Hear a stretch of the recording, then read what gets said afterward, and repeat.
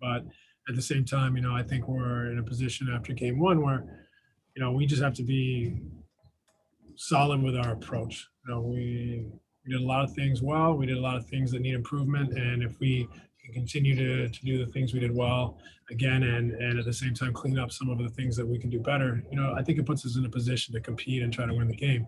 The most important thing is having the right approach. Greg Logan with Newsday. Steve, what did you like best about your defense? And was there something specific that you were able to execute to control Tatum? I just thought our intensity was great. Guys were locked in. The effort was there, the intensity. They tried to play together and tried to execute defensively. And, that just is essential in the playoffs. It's not going to be perfect, especially in a new group like ours that hasn't had a lot of time together. You're going to make some mistakes. You're going to, be left with some questions to answer. But if you have that intensity and fire and that will, that covers up a lot of mistakes. So that was the most important thing for us. And, our guys were great and hustled and play hard. Jason's capable of scoring any night. So we're not sitting here like we have the answer for Tatum. He had a big impact on the game, I thought, although he didn't have a classic shooting night. So, we know the pressure he puts on our defense. We know that what he's capable of, and we go into this game, with the same spirit and fire, knowing that that's what's required to be able to make it difficult for a player of his caliber. Brian Lewis with the New York Post. Hey, Steve, digging down on that, did you feel that your switching gave them some problems and maybe lulled them into some poor decisions ISO-wise? And the natural follow-up to that was, if so, was that the purpose in going with Jeff and Nick down the stretch? And then what would you need to see from Blake to be in a similar position? I think it's more a question for the Celtics if they were out of character or not. They started the game very well. I thought our defense improved. But that's not something that I can judge too much because I don't know what their directives were, so to speak. But I thought Blake played well. It's just trying to share those minutes around. Nick only played 11. At the end of the game, I think we had Jeff out there for a longer stretch just because we had a cushion, and that his versatility allows you to have some different answers at both ends of the floor. So, but BG was great. I thought he did a really good job. Jared Greenberg with Turner. Coach, I know you've talked 1,000,001 times about the lack of continuity and chemistry during the regular season. With that said, starting a five-man group on game one that had never played a minute together, what is your kind of own gauge that you're using in terms of experimenting with rotations at this point versus going with things you trust, and how much flexibility do you want to have in that in a playoff series? Well, I think we're always willing to be flexible to the point of experimentation, but I'm not sure that we have that many options. That we are where we are now. We're healthy. These are kind of, I think for our staff, clearly, at least the way we've started the series, the rotations that that make the most sense, and that's pretty clear to us. So we can always adapt. We can always change. From series to series, if we're fortunate enough to advance, it's probably going to be different. But in this moment in time, I think we all agree that this is our path forward in this series, and if need be, we can change, adjust, experiment. But right now, I don't know that we have many options. Like, this is by far, I think, the rotations that we all feel comfortable with at this point in time. Brian Mahoney with AP.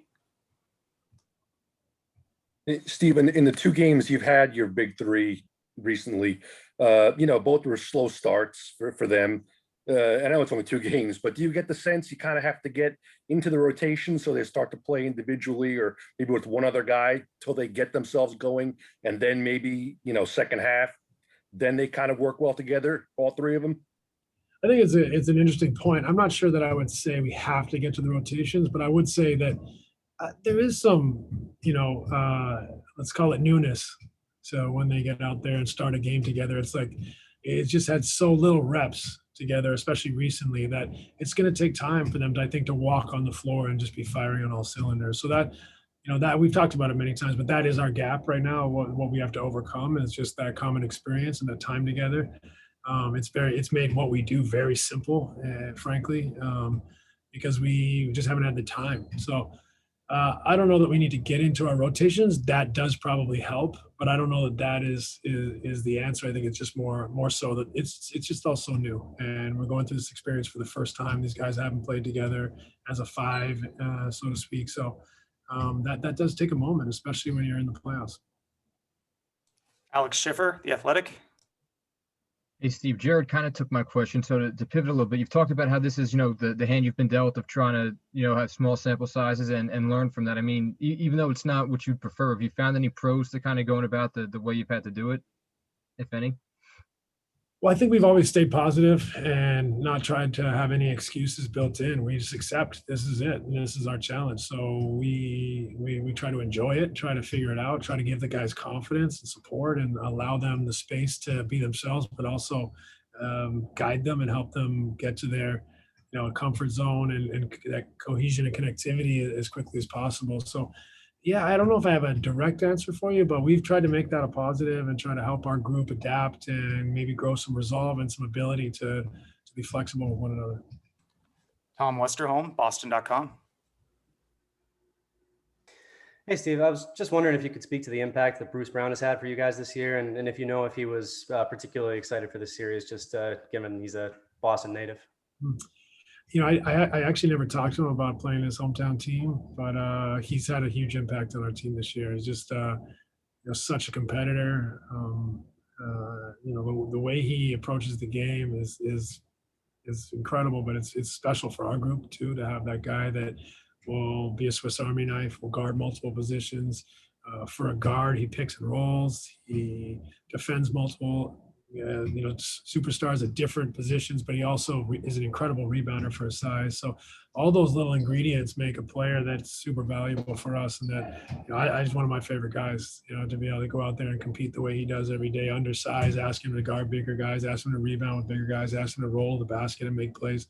It's been fun to watch him develop into this role, this version of a Swiss Army knife for us. And we all recognize his value. Tom Dowd, BrooklynNets.com. Hey, Steve, since, we have so little reference of what this team looks like with Kevin and Kyrie and James together from the regular season, when they come out the other day and they kind of dominate the scoring the way they do and the ISO possessions go way up, is that a product of it's the playoffs now and it's a little bit different deal or something else? I think that's something that we have the luxury of having those guys that are so difficult to defend in ISO situations, but that's not necessarily where we want to go. I think we were probably more ISO heavy in the first game because it's also new and in default. And Boston switched a lot of stuff, and I think that pushed us towards more ISOs. But it'd be interesting to see. I mean, it's just also new that we I don't know if that's going to be something that's going to dominate the direction we go in, or if we're going to be able to get away from that more so and run more action. So we got to figure this out as we go. And so it's hard to answer that question on such a small experience. But, the luxury is that they all are incredible isolation players, and it's not the worst thing in the world, but I would like us to get more to where we're playing off one another. Thanks for your time, Coach. All right. Thanks.